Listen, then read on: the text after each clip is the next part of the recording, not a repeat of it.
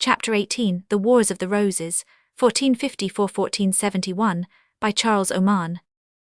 In medieval England, there was but one way of getting rid of political grievances which the king refused to redress: the old method of armed force, the means which we have seen used in the cases of Gaveston, the Despensers, and the favourites of Richard Roman II.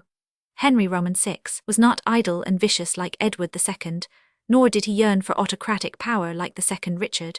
He was merely a simple, feeble, well-intentioned young man, who always required some prop to lean upon, who chose his servants unwisely, and adhered to them obstinately. A wise king would have dismissed Somerset after the disasters in Normandy and Guienne, and taken a more profitable helper in the hard task of governing England. York was the obvious man to choose. He was an able general and the first prince of the blood. But Henry distrusted York, and Henry's young queen viewed him with keen and unconcealed dislike. The thought that if any harm should come to her husband, Duke Richard must succeed him, filled Margaret of Anjou with wrath and bitterness. There are no signs that York yet entertained any disloyal designs on the throne, but he undoubtedly knew that, as the heir of the House of Mortimer, he owned a better hereditary claim to the throne than any member of the line of Lancaster. He was contented, however, to bide his time and wait for the succession of the childless king. Meanwhile he took care to keep his party together, and steadfastly persevered in his very justifiable desire to evict the PG 246 incapable Somerset from office. But it was the misfortune of England that Somerset was not friendless and unsupported, as Gaveston or the Despensers had been. He was the chief of a considerable family combination among the nobility, who were ready to aid him in keeping his place. There were, too, many others who disapproved of him personally, but were prepared to support him, some out of sheer loyalty to King Henry, some because they had old personal or family grudges against York or York's chief friends and supporters. The chief misfortunes of the unhappy time that was now to set in had their source in the swollen importance of the great noble houses and the bitterness of their feuds with each other. For the last 100 years, the landed wealth of England had been concentrating into fewer and fewer hands. The House of Lords contained less than a third of the numbers that it had shown in the days of Edward I. The greater peers had piled up such vast masses of estates that they were growing to be each a little king in his own district. The weak government of Henry VI had allowed their insolence to come to a head, and for the last 20 years private wars between them had been growing more and more frequent. They found the tools of their turbulence in the hordes of disbanded soldiers sent home from France, who knew no other trade but fighting, and would sell themselves to be the household bullies of the highest bidder. England was already honeycombed with family feuds, now ready to burst out into open violence. If we examine the lists of the supporters of York and of Somerset, we find that to a very large extent the politics of the English magnates were personal, and not national. With York were linked a great group of peers who were allied to him by blood. The chief of them were the younger branch of the Nevilles, represented by the 2 Earls of Salisbury and Warwick, a father and son who had each made his fortune by marrying the heiress of a great earldom. The Nevilles of the elder line, represented by the head of the house, the Earl of Westmoreland, had always been at feud with their cousins of the younger stock, and since they were strong Lancastrians, the younger branch would probably have favoured York in any case. But their adhesion to him, PG 247, was rendered certain by the fact that Duke Richard had married Salisbury's sister. Another sister of the Earls was wedded to the next greatest supporter of York, John Mowbray, Duke of Norfolk. He was a nephew of that Mowbray whom Henry IV had beheaded in 1405, in company with Archbishop Scrope, and so had his private grudge against the House of Lancaster. Among the other chiefs of the Yorkist party, we can trace in almost every instance an old feud or a family alliance which seems to have determined their policy. It was the same with the party that stood by the king and Somerset. It comprised, first of all, the houses which were allied in blood to the Lancastrian line. The king's cousins the Beauforts, the legitimised descendants of John of Gaunt, and his half-brothers Edmund and Jasper Tudor, Earls of Richmond and Pembroke. After them came the Percys of Northumberland, the Westmoreland Nevilles, and the Staffords of Buckingham, the 3 houses which had been prominent in aiding the usurpation of Henry Roman IV. The Earls of Northumberland and Westmoreland were certainly confirmed in their loyalty to the king by their bitter quarrel with their kinsmen, the younger Nevilles, the strongest supporters of York. But the Wars of the Roses, as historians have chosen to name them, from the white rose which was the badge of York, and the red rose which was assumed long after as the emblem of Lancaster, were much more than a faction fight between two rival coteries of peers. At the first, they were the attempt of the majority of the English nation to oust an unpopular minister from power by force of arms. There is no doubt that the greater part of England sided with York in this endeavour. The citizens and freeholders of London, Kent, the South and the Midlands, where lay all the wealth and political energy of the nation, were strongly Yorkist. Henry, on the other hand, got his support from a group of great nobles who controlled the Wild West and North, and the still wilder Wales. Unfortunately for the nation, the constitutional aspect of the struggle was gradually obscured by the increasing bitterness. Pg 248 of family blood feuds. "Thy father slew mine, and now will I slay thee," was the cry of the Lancastrian noble to the enemy who asked for quarter, and it expresses well enough the whole aspect of the later years of the struggle. The war commenced with an attempt to set right by force the government of the realm, but it ended as a mere series of bloody reprisals for slain kinsfolk. It left England in a far worse state, from the political and constitutional point of view, than it had known since the days of John. It began with the comparatively small affliction of a weak, well-intentioned king, who persisted in retaining an unpopular minister in power. It ended by leaving the realm in the hands of an arbitrary self-willed king, who ruled autocratically for himself, with no desire or intention of consulting the nation's wishes as to how it should be governed. We might place the beginning of the Wars of the Roses at the moment of Cade's insurrection, but it was not till 5 years later that the struggle broke out in its bitterer form. Strangely enough, the commencement of the strife was preceded by a time in which it seemed almost certain that the troubles of the realm would blow over. In 1453 the king went mad. The peers and commons unanimously called upon York, as the first prince of the blood, to take up the place of protector of the realm.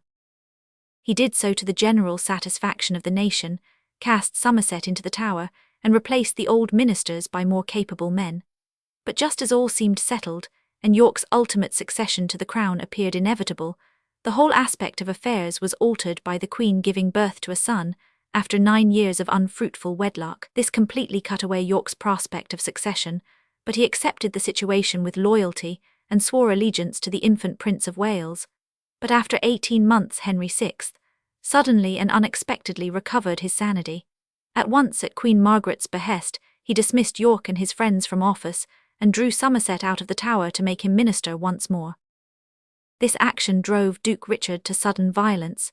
He hastily gathered his retainers from the Welsh marches, called his kinsmen the 2 Neville Earls to his aid, and marched on London. Somerset and the king had only the time to collect a few of their friends when York came upon them at St. Albans. He laid before the king his ultimatum, requiring that Somerset should be given up to be tried, and when it was rejected, attacked the town in which the royal troops had barricaded themselves. After a short skirmish, the young Earl of Warwick, Richard Neville, burst his way into the streets and won the day for his uncle Duke Richard. The king was taken prisoner, while Somerset, the cause of all the trouble, was slain in the fray with several other lords of his party, May 1455. The first Battle of St. Albans put the control of the king's person into the hands of York, who again assumed the management of the realm. But he only kept it for less than a year. In 1456 the king asserted his constitutional power of changing his ministers, and turned Duke Richard's friends out of office. As his foe Somerset was now dead, York was fairly contented to leave matters in the king's own control. But after the blood shed at St. Albans, there could be no true reconciliation between the friends of the king and the friends of York. The fierce and active young Queen Margaret put herself at the head of the party, which Suffolk and Somerset had formerly led. She feared for her infant son's right of succession to the throne, and was determined to crush York to make his path clear. Throughout the years 1457-8, while a precarious peace was still preserved, Margaret was journeying up and down the land, enlisting partisans in her cause, and giving them her son's badge of the White Swan to wear, in token of promised fidelity. The inevitable renewal of the war came in 1459. Its immediate cause was an attempt by some of the Queen's retainers to slay the young Earl of Warwick, York's ablest and most energetic supporter. Then Salisbury, Warwick's father, raised his Yorkshire tenants in arms. The Queen sent against them a force under Lord Audley, whom the elder Neville defeated and slew at Blawheath. After this skirmish, all England flew to arms to aid one party or the other. York, Salisbury and Warwick met at Ludlow, on the Welsh border, while the king gathered a great army at Worcester, taking the field himself, with a vigour which he never before or afterwards displayed. It seems that York's PG 250 adherents were moved by the vehement appeals which King Henry made to their loyalty, and cowed by the superior forces that he mustered. At the rout of Ludford, they broke up without fighting, leaving their leaders to escape as best they might. York fled to Ireland, Salisbury and Warwick to Calais, of which the younger Neville was governor. But surprising and sudden vicissitudes of fortune were the order of the day all through the Wars of the Roses. The Queen and her friends ruled harshly and unwisely after they had driven York out of the land. They assembled a parliament at Coventry, which dealt out hard measures of attainder and confiscation against all who had favoured Duke Richard. They sacked the open town of Newbury because it was supposed to favour York, and hung 7 citizens of London of the Duke's party. These cruel actions turned the heart of the nation from the King and the ruthless Queen Margaret. Hearing of this state of affairs, Warwick and Salisbury suddenly made a descent from Calais, landed at Sandwich and pushed boldly inland. The whole of Kent rose to join them, and they were able to march on London. The Yorkist partisans within the city were so strong that they threw open the gates, and the Nevilles seized the capital. The Londoners armed in their favour, and the Yorkist lords of the south flocked in to aid them. Soon they were strong enough to strike at their enemies, whose forces were not yet concentrated. The Queen had gathered at Northampton the loyalists of the Midland counties, but her friends of the north and west were not yet arrived. Warwick, on July 10, 1460, stormed the entrenched camp of the Lancastrians in front of Northampton and took the king prisoner. The Queen escaped to Wales, but the greater part of the chiefs of her army were left dead on the field, for Warwick had bidden his men to spare the common folk, and slay none save knights and nobles. There fell the Duke of Buckingham, the Earl of Shrewsbury, and many other leading men of the king's party. The Duke of York had crossed from Ireland too late to take any share in the fight of Northampton, but in time to reap the fruits of his nephew's victory. He advanced to London, and there summoned a parliament. It then appeared that the PG 251 vicissitudes of the last year had so embittered him that he was no longer content to act as regent for Henry VI. He fell back on his undisputed hereditary claim as the eldest heir of Richard II, and began to talk of deposing his cousin and assuming the crown. But his own partisans set their faces against this plan, for Henry was still personally popular, and all the blame of his misgovernment was laid on the Queen and her friends. The Earl of Warwick openly told his uncle that he must be content to be regent, and York had to accept a compromise by which Henry VI was to retain the crown as long as he lived, but to leave it to Duke Richard on his death. The rights of the little Prince of Wales were ignored, and many of the Yorkists swore that he was a supposititious child, and no true son of King Henry. But in making this arrangement the Duke's party had reckoned without Queen Margaret, who was still free and busy. She had fled to the north, and there had gathered to her the Percys, the elder Nevilles, and the barons of the border, all staunch Lancastrians. Hearing of this muster, Duke Richard marched northward, with his second son Edmund, Earl of Rutland, and his brother-in-law, the Earl of Salisbury. He underrated the Queen's forces, and rashly engaged with them under the walls of Sandal Castle, close to Wakefield. There, overwhelmed by numbers, he and his whole army were destroyed. Burning to avenge the slaughter of Northampton, the Lancastrians refused all quarter. The Earl of Rutland, a lad of 17, fell at the knees of Lord Clifford and asked for his life. "Thy father slew mine, and now will I slay thee," answered the rough borderer, and stabbed him as he knelt. The Earl of Salisbury was captured and beheaded next day. Queen Margaret set the heads of the slain lords above the gate of York, Duke Richard's in the midst crowned in derision with a diadem of paper. Thus perished Richard of York, a man who had always displayed great abilities, and down to the last year of his life had shown much self-control and moderation. His death was a great loss to England, as the headship of his house and his party now passed to his son, a selfish and hard-hearted, though very able, young man of 18. The event of the Battle of Wakefield came as a thunderclap to PG 252 the Yorkists, who had hitherto despised the Queen and her northern followers. Edward, Earl of March, Duke Richard's heir, was absent in the west, where he was striving with the Lancastrians of Wales. Only Richard of Warwick was in time to reach London before the northern army approached its walls. He rallied the Yorkists of the south, and led them to St. Albans, where Queen Margaret attacked him. Again the northerners were victorious. They rescued King Henry from his captors and scattered Warwick's army to the winds. The rancorous queen made her little 7-year-old son sit in judgment on the prisoners, and bade him choose the form of death by which they each should die. If Margaret had pushed on next day, the capital would have fallen into her hands, But her gentle and kindly spouse feared that the northern moss troopers would sack and burn the city, and persuaded her to wait, in order that London might surrender in due form and not be taken by assault. The short delay was fatal to him and his cause. While London was negotiating the terms on which it should yield, a new Yorkist army suddenly appeared on the scene. Not many days before the Second Battle of St. Albans, the young Edward of York had routed the Lancastrians of Wales at the Battle of Mortimer's Cross in Herefordshire. He had then set out to march on London. On the way he was met by Warwick, who brought the news of his own defeat and of the Queen's approach to the capital. But learning that she had not yet entered its walls, they marched night and day, and threw themselves into the city just as its gates were opening for surrender. The arrival of the heir of York and his victorious troops turned the fortune of the war. Margaret's army had in great part dispersed to plunder the Midlands, for the Northerners had vowed to treat every man south of the Trent as an enemy. When Duke Edward advanced, they gave way before him and retreated towards York, wasting the country behind them on all sides. The slaughter of Wakefield and St. Albans, and more especially the ruthless execution of prisoners which had followed each battle, had driven the Yorkists to a pitch of anger which PG 253 they had not felt before. There was no longer any talk of making terms with Henry VI, and leaving him the crown. Warwick and the other nobles of his party besought the young Duke to claim the crown, as the true heir of Richard II, and to stigmatize the 3 Lancastrian kings as usurpers.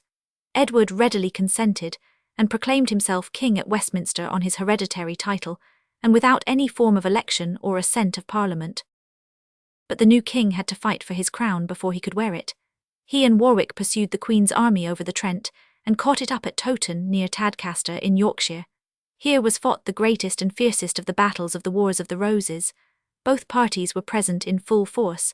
The South and Midlands had rallied round Edward IV in their wrath at the plundering of the Northumbrians. The Lancastrians of Wales and the Midlands had joined the Queen during her retreat. The chroniclers assert that the two armies together mustered nearly 100,000 men, an impossible figure, but one which vouches for the fact that Towton saw the largest hosts set against each other that ever met on an English battlefield. This desperate and bloody fight was waged on a bleak hillside during a blinding snowstorm, which half hid the combatants from each other. It lasted for a whole March day from dawn to dusk, and ended in the complete rout of the Queen's army. Thousands of the Lancastrians were crushed to death or drowned at the passing of the little river Cock, which lay behind their line of battle. There fell on the field the Earl of Northumberland, the Lords Clifford, Neville, Dacre, Wells and Morley, all the chiefs of the Lancastrian party in the north. Courtenay, Earl of Devon, and Butler, Earl of Wilts, were captured and beheaded some time after the fight. No less than 42 men of knightly rank shared their fate, so savage were King Edward and Warwick in avenging their fathers and brothers who had died at Wakefield. Henry VI, with his wife and son, and the young Duke of Somerset, escaped from the field and fled into Scotland, where they were kindly received by the regents who ruled that land for the little King James III. The carnage in and after Towton assured the crown to the House of York. Edward IV was able to return to London and summon a parliament which formally acknowledged him as king, recognizing his hereditary right and not going through any form of election. At his command they attainted the whole of the leaders of the Lancastrian party, both those who had fallen at Towton and those who yet lived. Thinking his position sure, the young king then gave himself over to feasting and idleness, entrusting the completion of the war and the pacification of England to his cousin, the Earl of Warwick, whom men from this time forward called the Kingmaker, because he had twice settled the fate of England, by winning the rule of the land for the House of York, at Northampton in 1460, and at Towton in 1461. Edward IV showed a strange mixture of qualities. On the battlefield he was a great commander, and in times of danger he was alert and dexterous. But when no perils were at hand, he became a reckless, heartless voluptuary, given to all manner of evil living and idle luxury, and letting affairs shift for themselves. For the first 4 years of his reign, he handed over all cares of state to his cousin of Warwick, a busy, capable man who loved work and power, and strove not unsuccessfully to make himself the most popular man in England. Warwick called himself the friend of the Commons, and used the vast wealth which he enjoyed as heir of all the broad lands of the Beauchamps, Nevilles, and Montacutes, to make himself partisans all over the country. He was self-confident and ambitious in the highest degree, and thoroughly enjoyed his position of chief minister to an idle and careless master. When he was at last deprived of it, we shall see that wounded pride could lead him to intrigue and treason. The 4 years 1461–64 were occupied by the final crushing out of the civil war by the strong hand of the kingmaker. The task proved longer than might have been expected, owing to the desperate efforts which Queen Margaret made to maintain her son's cause. After Towton, nothing remained to her but some castles in Northumberland and Wales, but she bought the aid of the Scots by ceding Berwick, and obtained men and money from Louis XI, PG 255, the young King of France. That astute prince thought that a weak and divided England was the best security for the safety of France, and doled out occasional help to the Queen in consideration of a promise to surrender Calais. Warwick captured all the Northumbrian strongholds of the House of Percy, Bamborough, Alnwick and Dunstanburgh, in 1462. But the north was thoroughly disaffected to the new king, and they were twice retaken by treachery when the Queen, with her French and Scottish friends, appeared before them. In her third campaign, she was aided by a rising of all the Lancastrians who had submitted to King Edward and been pardoned by him, headed by the Duke of Somerset, the son of him who fell at St. Albans. But the 2 battles of Hedgeley Moor and Hexham, April–May 1464, crushed the last desperate effort of the northern Lancastrians. At the former fell Sir Ralph Percy, the last chief of the Percy clan who clung to the lost cause. At the second, the Duke of Somerset was taken and executed. Both fights were won by Lord Montagu, the younger brother and lieutenant of the great Earl of Warwick. By June 1464, Warwick himself stamped out the last embers of resistance by the second capture of Bamborough, the sole surviving Lancastrian stronghold in England. The kingmaker returned in triumph to London, and could report to his master that he had completely pacified England, and had also concluded an advantageous treaty with the Scots. He proposed to finish his work by making terms with the King of France, the last supporter of the Lancastrian cause, with whom Margaret and her young son had sought refuge. For this purpose, he advised King Edward to endeavour to ally himself with some princess among the kinswomen of Louis XI. It was from this point that the breach between Edward and his great minister began. When pressed to marry, the king announced, to the great surprise and annoyance of Warwick and the rest of his council, that he was married already. He had secretly espoused Elizabeth, daughter of Richard Woodville, Lord Rivers, a staunch Lancastrian and widow of Sir John Grey, another Lancastrian who had fallen at St. Albans. She was some years older than Edward, and had a family by her first husband. But her beauty had captivated the susceptible young king, and he had married PG 256 her in secret, in order to avoid the opposition of his family and his councillors. When compelled to acknowledge this unwise match, Edward made the best of the matter, brought his wife to court, conferred an earldom on her father, and showered patronage upon her brothers and sisters. When Warwick ventured to remonstrate, he showed that he had no mind to be ruled any more by his too powerful cousin, and redoubled his favours to the Woodvilles. He gave his wife's sisters as brides to the greatest peers of the realm, and made her father his Lord Treasurer. This was not pique, but policy, for Edward had come to the conclusion that the Neville clan was too strong, and had resolved to surround himself by another family connection which should owe everything to his protection. 1465. For a time an open breach between the king and the kingmaker was delayed, and Edward's throne seemed firmly set. His position was made surer by the capture of the old King Henry VI, who was caught in Lancashire, where he had been lurking obscurely for some time. When Edward had placed him in the Tower of London, he thought that all his troubles were over. He forgot the unhealthy condition of the realm, the blood feuds that reigned in every county, and the general disorganization of society that had resulted from 6 years of civil war, and from the wholesale transference of lands and property that had accompanied it. Above all, he overlooked the vast power that had fallen into the hands of the great military peers, and especially of his ambitious cousin Warwick.